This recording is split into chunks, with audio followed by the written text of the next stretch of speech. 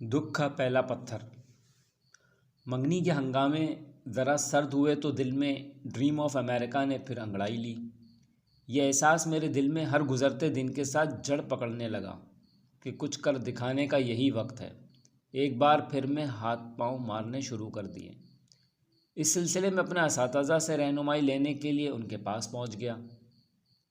انہوں نے مجھے بتایا کہ مجھے اس کے لیے سب سے پہلے انگریزی زبان کا ایک ٹیسٹ ٹوفل کلیئر کرنا ہوگا۔ یہ ٹیسٹ کلیئر کرنے کے بعد مجھے امریکہ کے اسکولوں میں خط لکھنا ہوں گے تاکہ وہاں مجھے داخلہ مل سکے۔ وہاں داخلے کے بعد اگلا مرحلہ آسانی سے طے ہو جائیں گے۔ جتنی معلومات مجھے ملی ان کے مطابق امریکہ میرے لیے داستان امیر حمزہ کے کوہ ندا سے کسی طرح کم نہ تھا، جس تک پہنچنے والے راستے میں قدم قدم پر رکاوٹوں کے جال بچھے ہوئے تھے۔ مجھے سب سے پہلے ٹوفل ٹیسٹ کی جادو نگری کو پار کرنا تھا۔ ذرہ برابر بھی وقت ضائع کیے بغیر میں نے ٹوفل کی تیاری شروع کر دی۔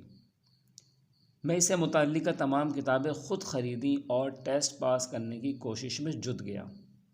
دن رات میں کتابوں میں غرق رہتا۔ گھر والے طرح طرح کی باتیں کرتے۔ دوستوں نے تو میرا نام ہی مسٹر امریکہ رکھ دیا۔ بڑے بھیا اور ابا جان بھی مجھے دیکھ دیکھ کے مسکراتے اور سرگوشیوں میں باتیں کرتے، مگر میں سب کو خاموش مگر پرعزم نگاہوں سے دیکھتا رہتا۔ میرا عزم اور ارادہ دیکھ کر امی مجھے جھولیاں بھر بھر کے دعائیں دیتی اور آتے جاتے نہ جانے کیا کیا مجھ پر پڑھ کے پھونکتی رہتی۔ میں بہت خوش تھا۔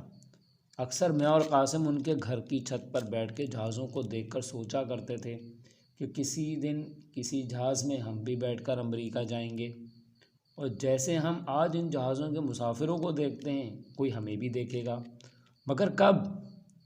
اس کا جواب ہم دونوں کے پاس نہ تھا۔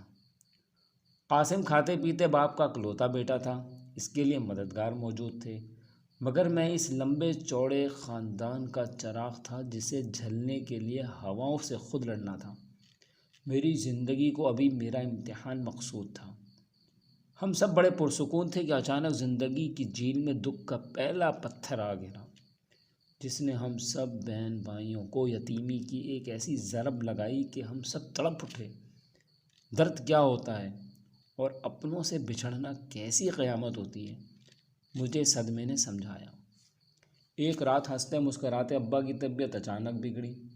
فوری طور پر انہیں اسپتال لے جایا گیا۔ ڈاکٹرز نے بتایا کہ ان کے گردے مکمل طور پر کام کرنا چھوڑ چکے ہیں اور انفیکشن پورے جسم میں پھیل چکا ہے۔ دوا کچھ نہیں کر سکتی، دعا کریں شاید کوئی معجزہ ہو جائے۔ سب نے بلک بلک کے دعائیں کیں، مگر مقدر میں یتیمی لکھی تھی۔ بھلا معجزہ کیسے ہوتا؟ دیکھتے ہی دیکھتے قضا انہیں ہم سے چھین کر ایک ایسی جگہ لے گئی جہاں کا راستہ صرف دعاؤں کو معلوم ہے۔ سارا گھر غم سے نڈال ہو گیا، کوئی آنکھ خشک نہ ہوتی تھی۔ ابا مجھے کتنے پیارے تھے اور میرے لیے کتنے ضروری، یہ مجھے ان سے بچھڑ کر معلوم ہوا۔ وقت اپنی رفتار سے چلنے لگا۔ آہستہ آہستہ سب کو صبر آتا گیا اور زندگی معمول پہ آنے لگی، مگر میرا حال سب سے جدا تھا۔ ہر گزرتا دن میرے زخم تازہ کرتا جاتا۔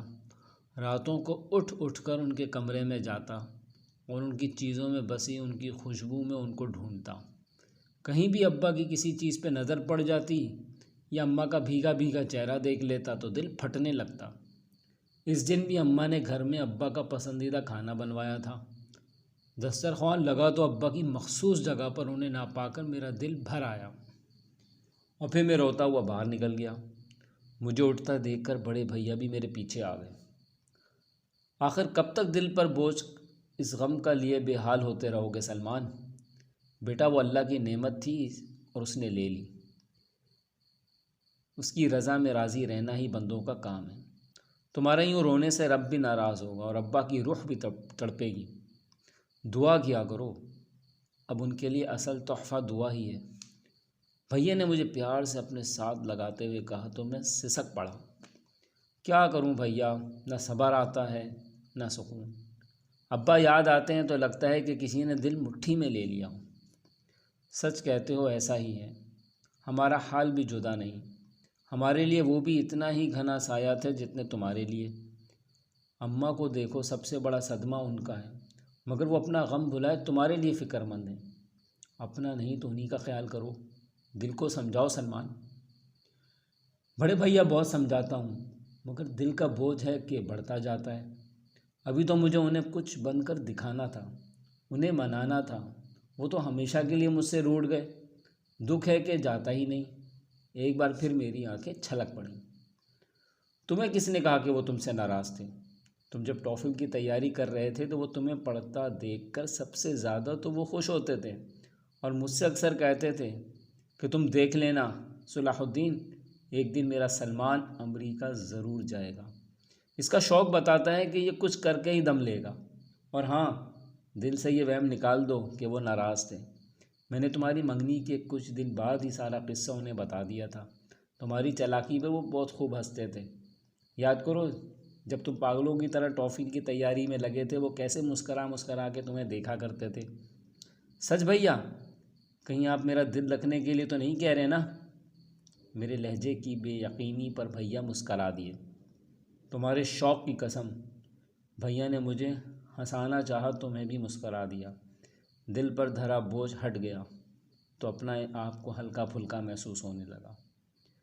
بس اب غم کو رخصت کرو اور مجھ سے وعدہ کرو کہ ابا کا نام روشن کر کے ان کی روح کو خوش کرو گے۔ بھولنا مت کہ امریکہ جانا تمہارا خواب ہی نہیں، ابا کی خواہش بھی تھی۔ بھیا کی باتوں نے مجھ میں زندگی کی روح پھونک دی اور میں پھر سے جی اٹھا۔ ابا کے بعد وہ پہلی رات تھی جب خیال کا سلسلہ خواب سے جڑا۔ صبح کا ایک سورج نئے وعدے کے ساتھ طلوع ہوا، مجھے نئے سرے سے سفر کے لیے پر تولنے تھے۔